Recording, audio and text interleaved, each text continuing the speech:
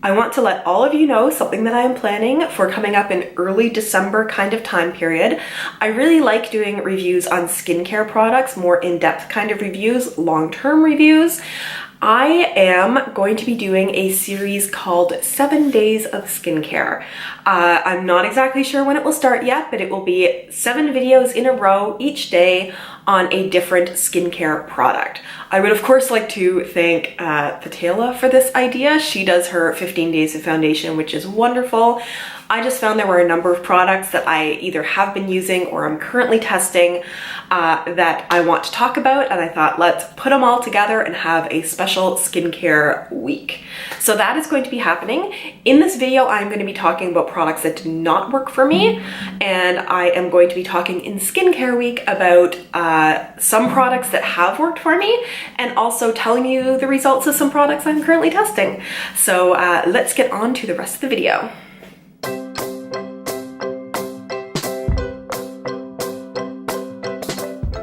Hello, welcome to today's video. Today I thought I would talk about 3 skincare fails that I've had. They weren't specifically products that I was planning on doing reviews on. There's a lot of times where I'm just sort of buying stuff myself to use in my routine, try to find new products, and sometimes things don't work out, and I thought I should share a few of those with you.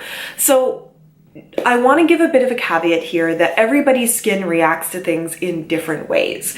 So just because something doesn't work for me does not mean that it's not going to be your absolute favorite go-to skincare item. Now for 2 of these 3 items, I don't actually have them here because I got rid of them because they weren't working for me.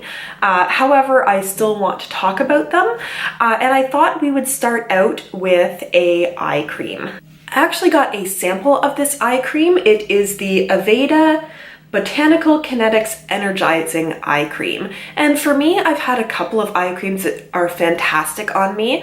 I'm gonna forget the name of it now. It's a organic brand.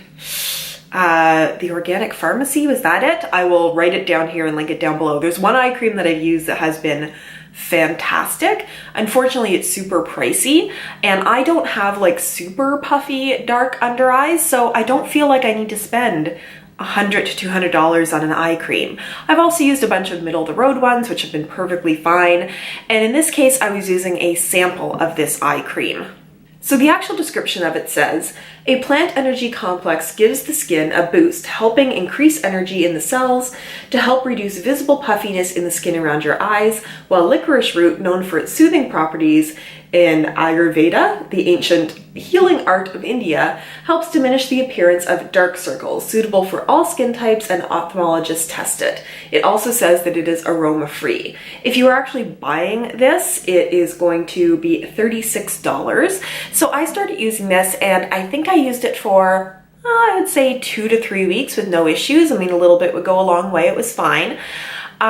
But I was starting to notice that it felt like I was having allergies in that time, in the sense that my eyes were getting really itchy. And I was thinking that maybe it was like a certain kind of face wash that I was using, where a little bit of it was getting into my eyes and it was irritating it. And it was like every evening I would be, my eyes would be red right here because I'd be like rubbing at my eyes.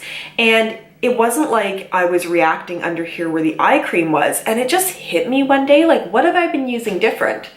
I've been using that eye cream. And as soon as I stopped using it, that irritation went away. So it seemed like it took a couple of weeks to build up to the point where it was being irritated. It wasn't immediate, which is why it took me a while to figure out that's what was doing it.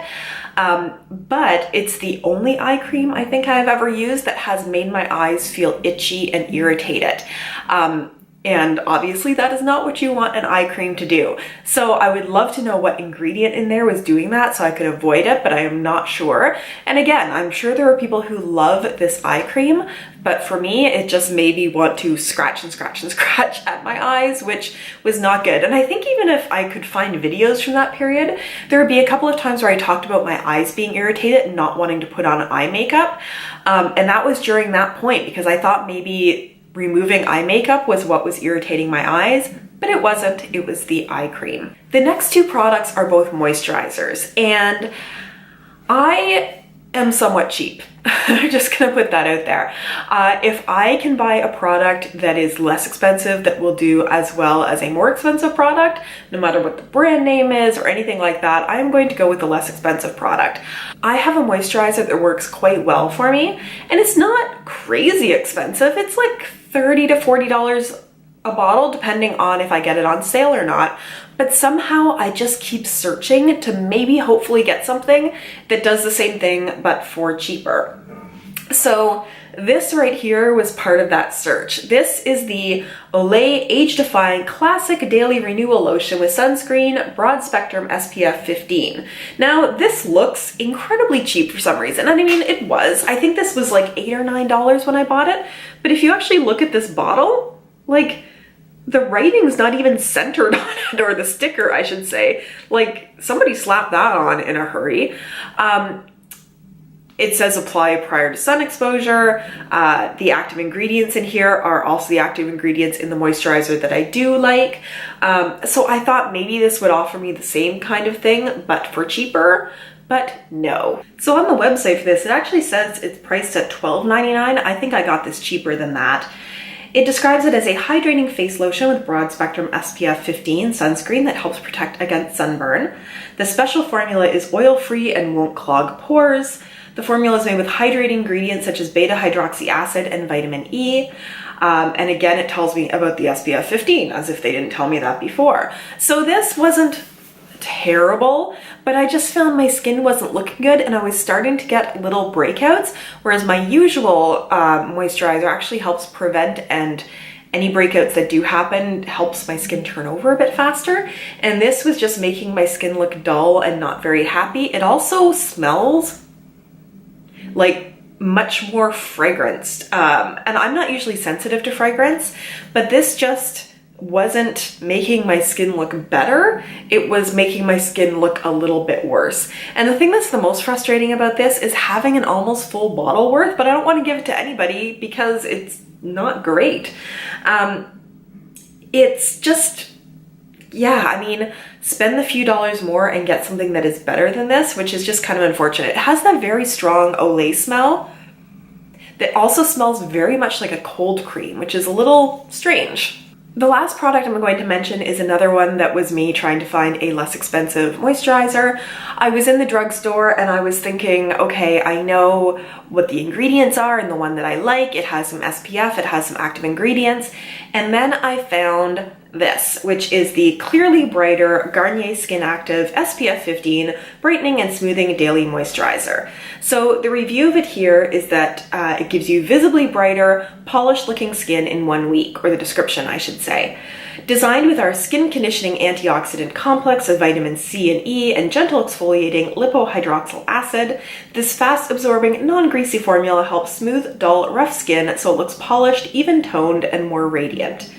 Results in 1 week, blah, blah, blah, all these wonderful things it says it does. This broke me out like crazy.